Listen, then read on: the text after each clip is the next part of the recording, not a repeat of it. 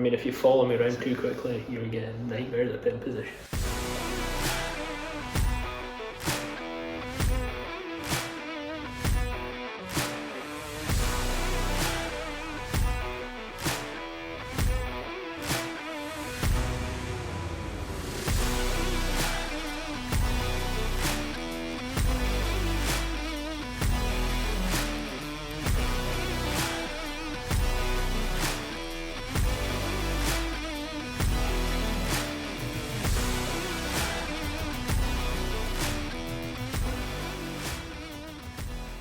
Yeah, early mornings, it's early. Just now we're up before the sun.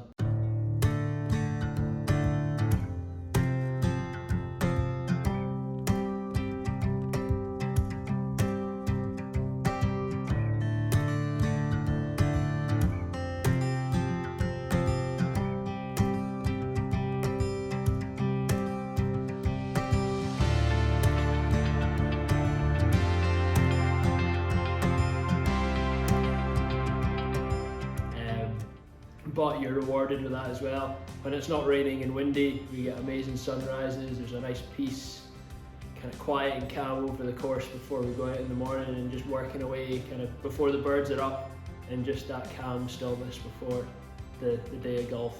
I love greenkeeping, love working outdoors, love working as a team, working as an individual, and just seeing the work get done. You can have pride in your work and you can see what's been happening. What was that word we used earlier? Satisfaction, the job satisfaction of coming in, doing a day's graft and walking away, visibly seeing what you've done. If we're cutting all the surfaces, there'll be one guy out cutting tees, one guy out cutting aprons, 3 guys out cutting fairways. Greens will be getting cut as well by either one person, or we'll have a few people out pedestrian mowing greens. There'll also be someone involved with course setup. That'll be moving markers, divoting tees, emptying bins, tidying up the tees as well, and changing holes on certain days during the week. Yeah, so a lot of the work we do with the amount of golf we get and the conditions that we have. This year we've had a really dry summer, so it's been great in that aspect of we've kind of been cutting less, we've had to put more water on. But as a result of dry, warm weather, we've had even more golf going out, so we've got a lot of pressure to try and keep the surfaces up to that high standard that's expected of us here at St Andrews and that we love to produce. Here at the links, our greens, we try and base them on a bent fescue mix, so that we've got the nice fine turf grasses in there on the greens, like so your fescue is really drought tolerant and it enjoys kind of drier weather. Not so fond of the heat, but luckily enough here we don't tend to have too much problem with the heat. And then throwing in the bent as well helps.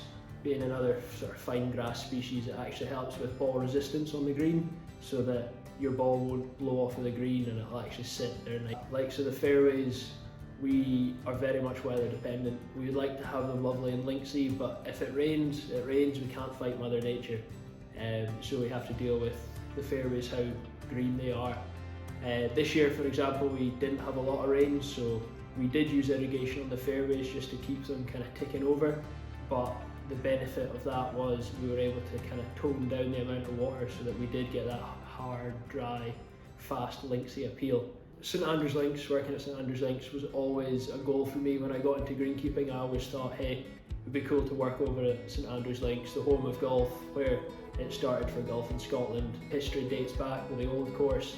We possibly have the oldest new course about, and as well as the Jubilee, all dating back to 18 something or another, towards the late 1800s. It's just phenomenal to be part of that history and walk where Tom Morris walked, and be the keepers of the greens and looking after the mecca of golf where people want to come to, people want to play, and just being part of that kind of family here at the links where we're all striving together for the one goal of letting people come and play the historic courses. Hi, my name is Grant Mitchell. I'm the workshop supervisor. We look after basically all after the greenkeeping equipment that we use, tractors, lawnmowers, anything you see on the course we're looking after at the moment. Mainly Toro machines, ranging from pedestrian mowers up to all the the big rotary machines that look after all the courses. We're now going on to the new hybrid vehicles, electric vehicles, so we're trying to get our carbon footprint down. Usually when somebody comes in, if there's a breakdown, depending on what it is, we'll get somebody to it right away. And again, depending on what the machine is, we could usually get it done, fixed that day hopefully. If not, we can get parts overnight and get the machines fixed the next day, so we'll get back up to the course, get back using it.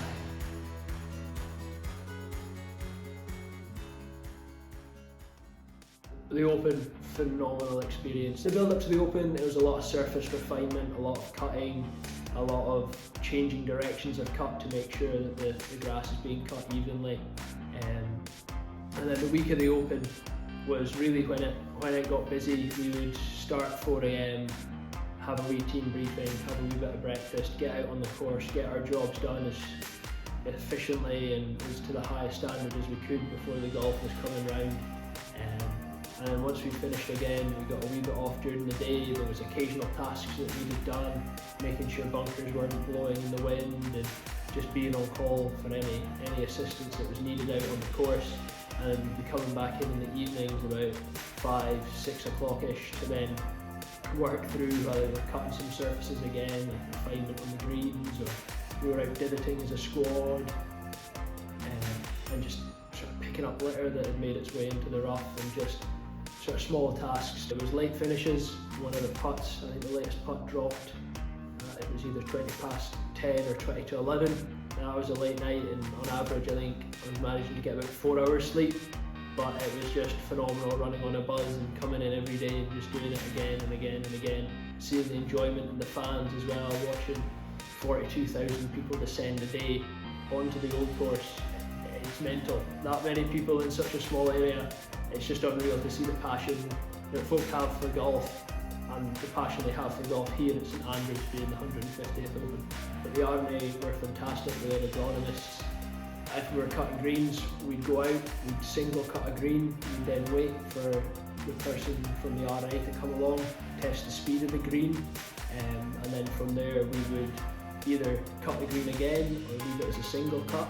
And then as the week went on, we got an idea of which greens and which areas on greens needed to be single, double cut. Sometimes even had to throw in a triple cut, just to allow the ball speed that they wanted for the week of the Open clegg readings as well with a clegg hammer, to see how firm the greens were, to make sure they were at certain gravities, and that the moisture, we weren't starving the greens, but we weren't over watering them as well, and we'd go out and treat hot spots just to pinpoint the green speed and pinpoint how that green was going to be receptive on the day.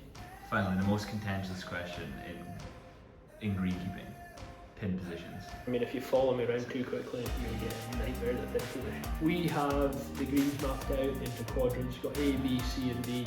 Depending on the day of the week, we will cycle the green position and the pin position on the green so that it's never in the same area repeatedly. Here at the links, it can be a little bit challenging when you've got your quarter, but that quarter of the green is a slope. So sometimes it is picking the less of two evils, or depending how you feel on the day, sometimes you do put out a nice wee tricky pin position.